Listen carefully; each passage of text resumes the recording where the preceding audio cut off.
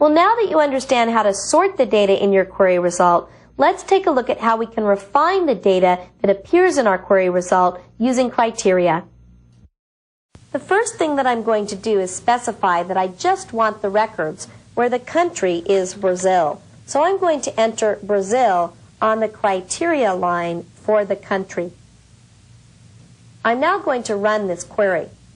Running the query, notice that all of the records that appear in the result are all in the country of Brazil.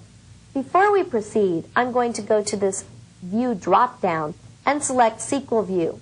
I just want to show you that we're now selecting the fields we want from the customer's table, but where the country equals Brazil, and we're in order by the country and the contact title. So you can see the changes that are occurring within the SQL statement as we modify the query within the QBE. The next thing I want to do is modify this so that I'm looking at not only the people in Brazil, but also the people that are in France. So I'm going to change the criteria to Brazil or France. Also notice that Access inserts the quote symbols, and that's because country is a text or character field. Running this again, I get all of the records in Brazil as well as all the records in France. But notice that I get every possible contact title within Brazil and France. What if I just wanted to grab the sales agents in Brazil and France? Going back to Design View, I want to enter criteria for the contact title. And what I'm going to enter is sales agent. Now realize that this criteria is what's considered an AND.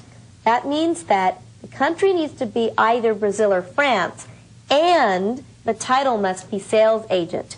So I'm going to get any sales agents in Brazil or France. Running this, notice that we only get one record. There was only one sales agent that existed in either Brazil or France.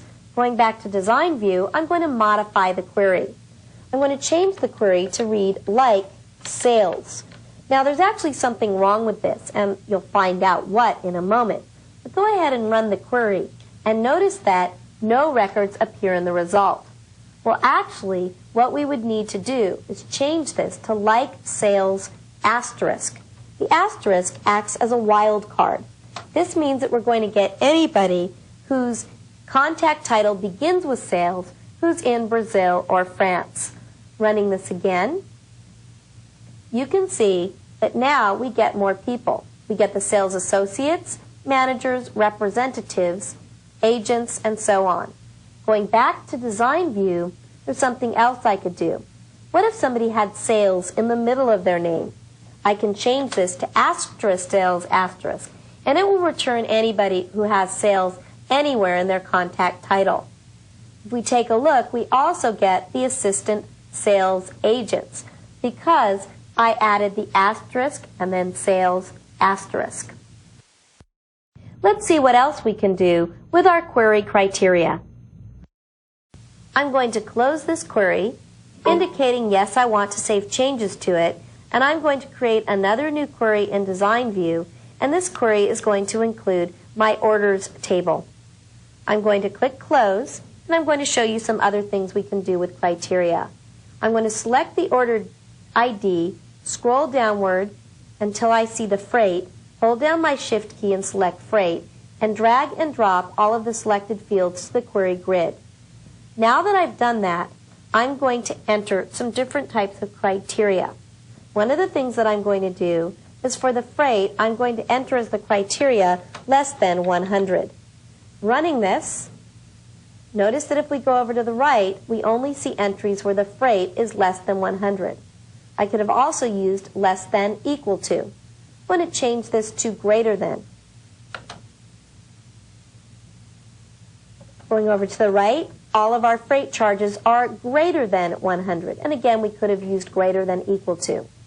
Going back to Design View, I could instead enter between 100 and 150. Now I'm going to get all the freight charges that are between 100 and 150 inclusive. So I just get those particular entries.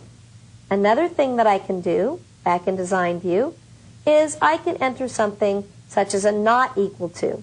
I can say that I want let's go back to the freight, let's do not between 100 and 150.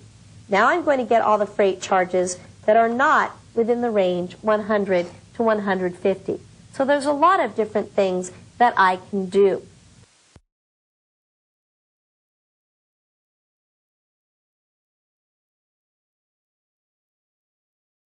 There's a lot more that you can do with query criteria, and we're going to be exploring a lot of these things as we proceed through this training series. For right now, let's talk about the updatability of query results. I'm going to close this query without saving it, and I'm going to return to the query that we created earlier called QRY Customers. I'm going to double-click to actually run the query. Remember that when I run the query that we're viewing some of our customers within our database. What I want to point out is that whether we're viewing all or some of the customers, that the data that we're viewing is live. Unless we've done something to render the query result non-editable, we can actually make changes to the data in the query result, and it will affect the underlying data in the table. What I'm going to do is change the contact name for the customer called RICAR. I'm going to change it to Janet Lamar. I'm going to move off the record, and I'm going to tap my F11 function key, which brings up the database window. You can also use the database window tool on the toolbar. Regardless of what you select, remember that we updated the data for the customer ID of RICAR. I'm going to go to Tables, and I'm going to go to Customers. And I'm going to scroll down until we find RICAR. I could also search for it. So here we have the customer ID RICAR, and notice that the contact name is Janet Lamar. So you can see the change has actually taken effect. If I go back to QRY Customers, let's try updating somebody else. Let's look at this customer WELLI, and I'm going to change this to Paul Parent.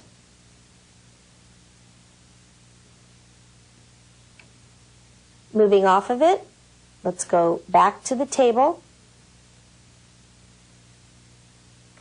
find the WELLI, and notice that it's already been changed to Paul Parent. So you can see that the query result is updatable. That can be a good thing, and it can also be a bad thing if you're not expecting it.